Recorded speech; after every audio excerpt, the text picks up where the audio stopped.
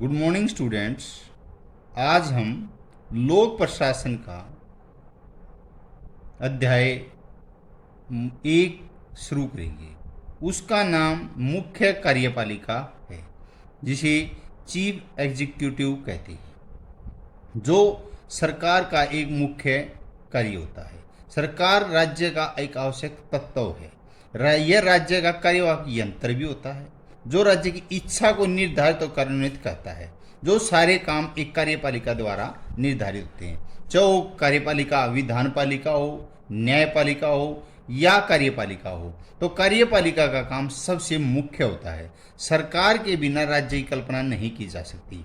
यानी कि एक सरकार है जो वो पूरी तरह एक राज्य की देखरेख करती है, चाहे उसमें प्रधानमंत्री हो और चाहे राज्य सरकार का मुख्यमंत्री हो। सेंटर में जो केंद्र सरकार में प्रधानमंत्री होता है और राज्य में यानी मुख्यमंत्री होता है।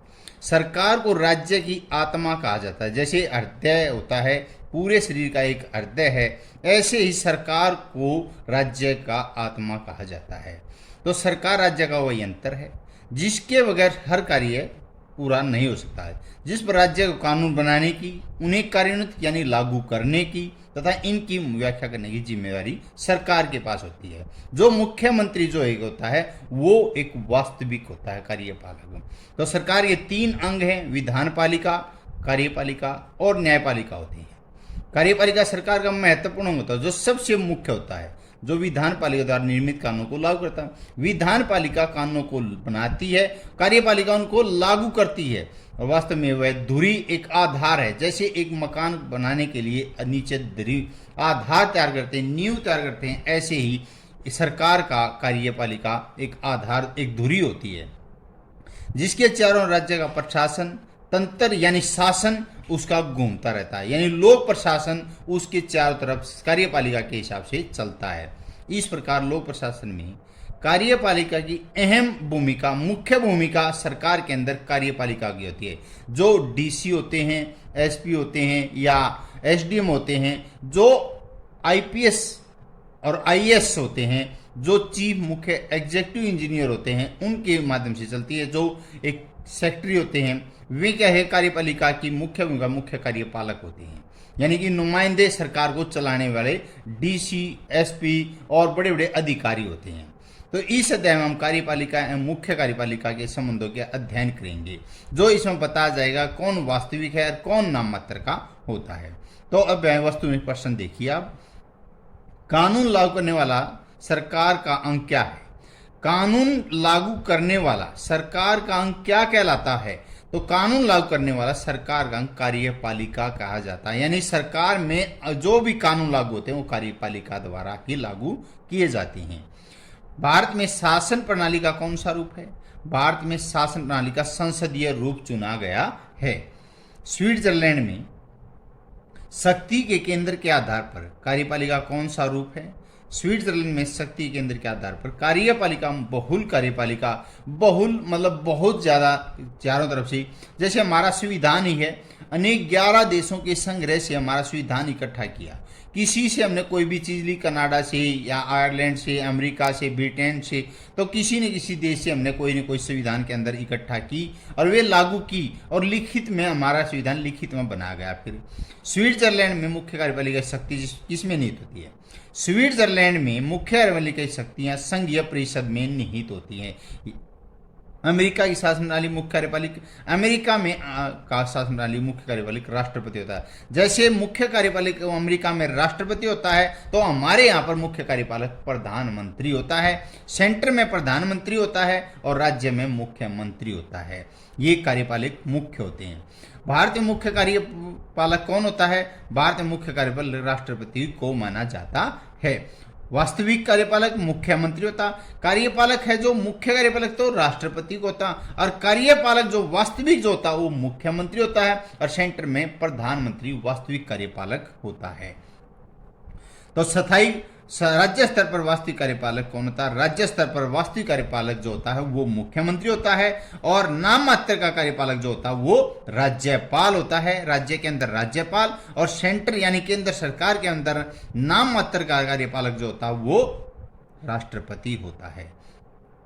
तो स्थायी कार्यपालिका को क्या कहते हैं? स्थायी कार्यपालिका को नौकरशाही कहा जाता है, जिसे ब्यूरोक्रेसी कहा जाता है। कानून निर्मित करने वाले सरकार के अंग को कहते हैं।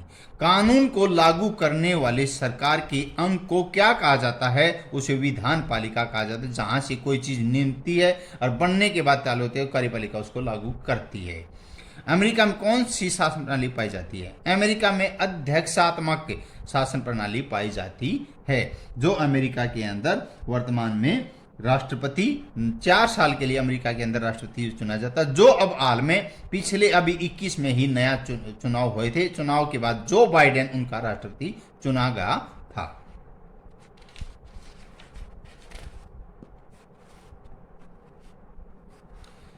आगे है रिक्त स्थानों की पूर्ति करना। खालिस्तान को अस्थायी कार्यपालिका कहा जाता है। राजनीतिक कार्यपालिका को अस्थायी कार्यपालिका कहा जाता है। भारतीय शासन प्रणाली में वास्तविक मुख्य कार्यपालिका होता है।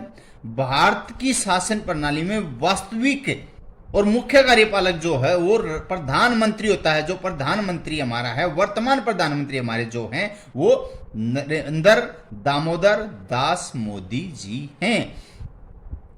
और नाम मात्र का जो होता है वो राष्ट्रपति होता है। जो राष्ट्रपति हमारा कौन है? वो रामनाथ कोविंद सिंह हैं। तो अध्यादेश जारी खालिस्तान क्या कार्य है? किसका? कार्यपालिका का अध्यादेश जारी करना होता है। सरकार के अंग 3 अंग होते हैं, विधान पालिका, कार्यपालिका, न्यायपालिका। जापान में कार्यपालिका होती है पैतृक होती है, यानी कि पहले दादा फिर उसका पुत्र फिर उसका पुत्र, वो पैतृक होती है। तो आगे प्रश्न बहुविकल्पी प्रश्न है। कार्यपालिका सरकार का वह अंग है जो कानून में अभिव्यक्त जनता की इच्छा को कार्यान्वित करती है। कार्यपालिका सरकार का वह अंग होती है जो कानून में अभिव्यक्त जनता की इच्छा को कार्यान्वित करती है। यह कथन किस प्रोफेसर का है? प्रोफेसर गिलक्राइस्ट का ये विचार कहा गया था कि कार्यपालिका सरकार का मुख्य अंग होता है कि कानून अभिव्यक्त जनता तक कैसे कार्यान्वित लागू किया जा सकता है, ये गिलक्राइस्ट ने कहा।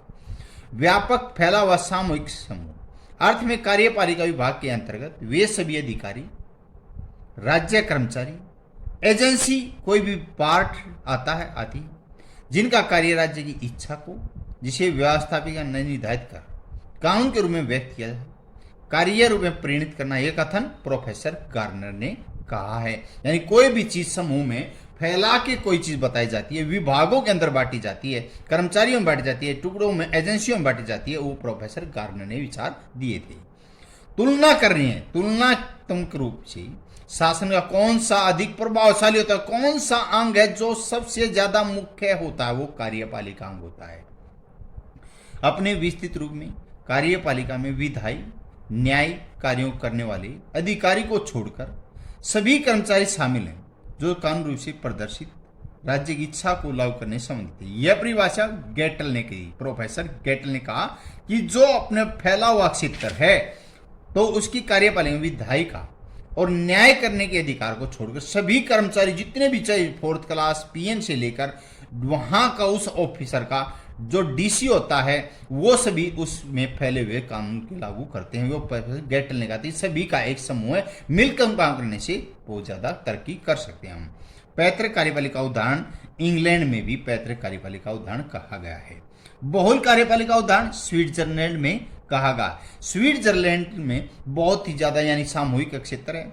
वहां का कोई भी कर्मचारी, कोई भी प्रधानमंत्री, कोई भी राष्ट्रपति है, वो आम जनता की तरह रहता है, न कोई वीआईपी, कोई उसकी सिक्योरिटी नहीं होती। वो आम पूरी तरह पब्लिक की तरह से जुड़ा होता है।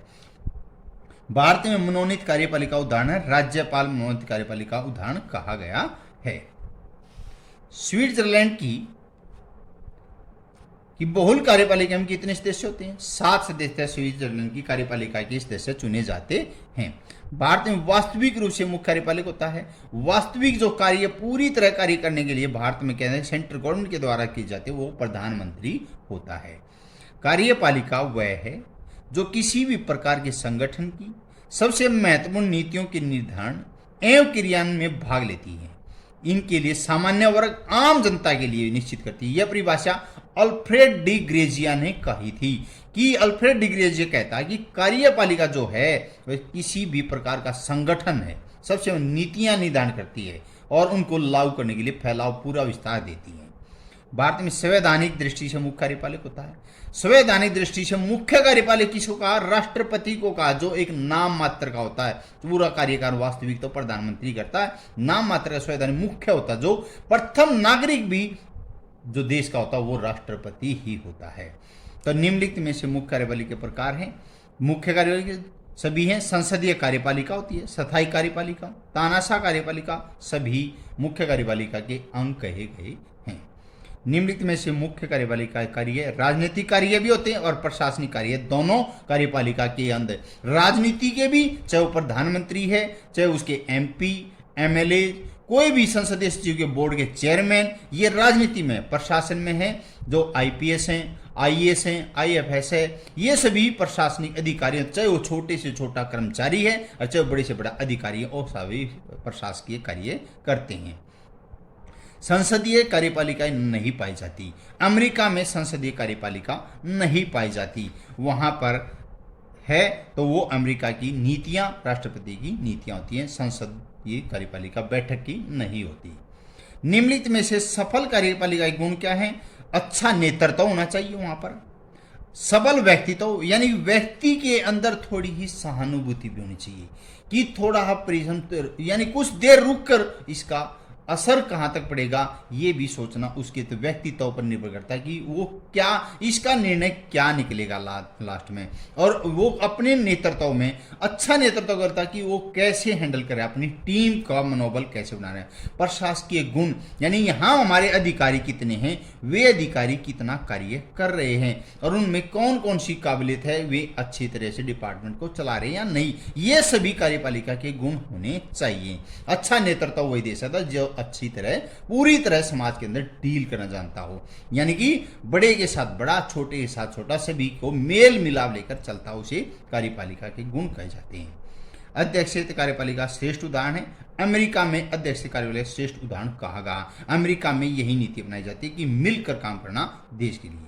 पैतृक कार्यपालिका पाई जाती है ब्रिटेन में भी, नेपाल में भी, जापान में भी पैतृक कार्यपालिका पाई जाती है, जो अपने पिता से, अपने दादा से, यानी कि उनके पूर्वज कार्य करते आ रहे हैं, फिर उसके पुत्र, फिर उसके पुत्र और उसके पुत्र, पहले जैसे राजा महाराजाओं में होता रहता था, ऐसी आज वहां पर भी पैतृक कार्यपालिका चलती रहती है।